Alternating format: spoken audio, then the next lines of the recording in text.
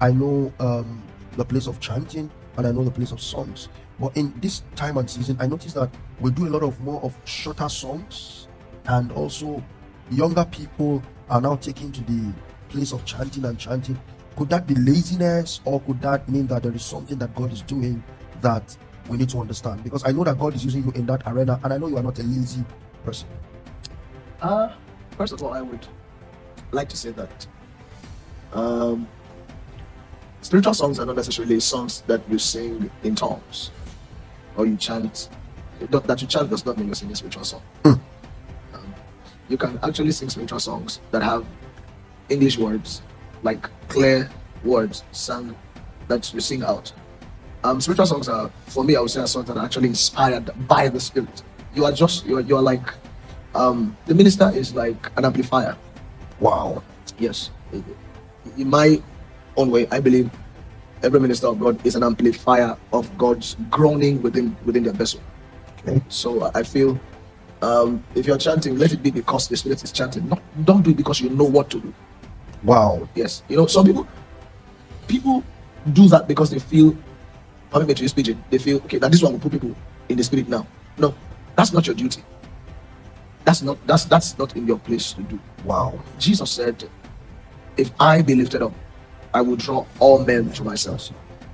For me, when I get the privilege to stand before the people, it's so funny. When I tell people I don't see the people in front of me, that's the truth. Wow. Once I'm standing, You don't see the people. Once I'm standing here, I literally don't see the people. It's like I'm somewhere, and all that I see is beings in form of light. Okay, one thing I really don't like to do is to share my experiences. I noticed you don't show your experiences. I like to just keep things in the confines of the Bible.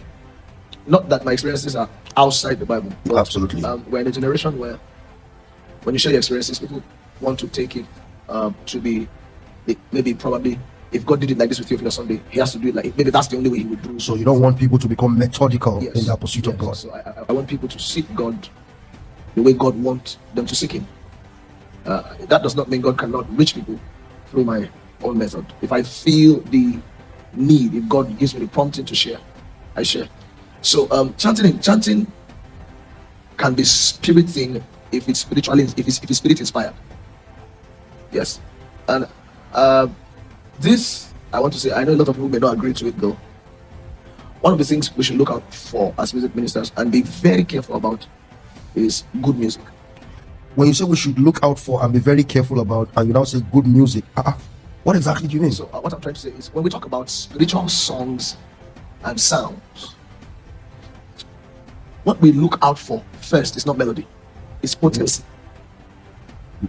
What? Melody is potency. It's potency, Yes. not melody. Not melody. It doesn't mean that the song cannot be melodious. For example, it's only in my generation you hear us singing and saying we are crying for God's glory and we are rejoicing. I just got what you're saying now. I just got it. We are saying, Lord, we want to see your glory. And if we read the scriptures, when people lacked something and they were looking for it, you will read that they were in sackcloth. I'm not saying we should start weeping. I'm saying, I'm believing, I want to think that we have alternative to what we have lost. Wow. So that's why it's not like we don't see the need to actually I'm looking for the right word. We don't see the need to actually really go break down to seek what we don't have. It's because we have an alternative, and that alternative could be good music. It could be good music. So trust me, many of us don't really know. We yet don't know how to differentiate good music from spiritual sound. And at times God gives you a cry, like is a wailing. It's not melodious. It's not melodious. A woman whose husband passed away cannot be singing melodious song. When you see a woman that is wailing, it doesn't mean that God cannot give us melodious song. Yes, sir. But we should bring ourselves to a point where we can interpret the mind of God in every sound. Every sound does not need to be all happy for you to feel spiritual. It doesn't have to be all sweet. We need to look into I think it was on Saturday, Reverend John came up and then he was saying some sound, we shouldn't just look at the You see the message in it. There are some songs that are prophecies. Absolutely. Prophecies. Absolutely. Permit me to say this. There are some of the songs that God gave me and I sang some years ago. People will not understand it yet until some things begin to happen. Mm. That's when we'll come into the understanding. So in other words, Sati, those songs that you sang some few years ago, they were prophetic snapshots. Yes. In fact, I did remember that there were some songs. There was a time most of your songs were about Lord take me, Lord kill me, right? Yes. And then at some point it was songs on the mercy of God. And then I did remember that we had a cheat chat on it, and I said some people were asking that why are you always singing about mercy and all of that. But now that you are talking, I'm beginning to realize that those moments were moments of encounter and like maybe to prepare a people or something. Yes. So I'm not going to say this. I don't think I've said this. I've mentioned this anywhere, except maybe within my brothers.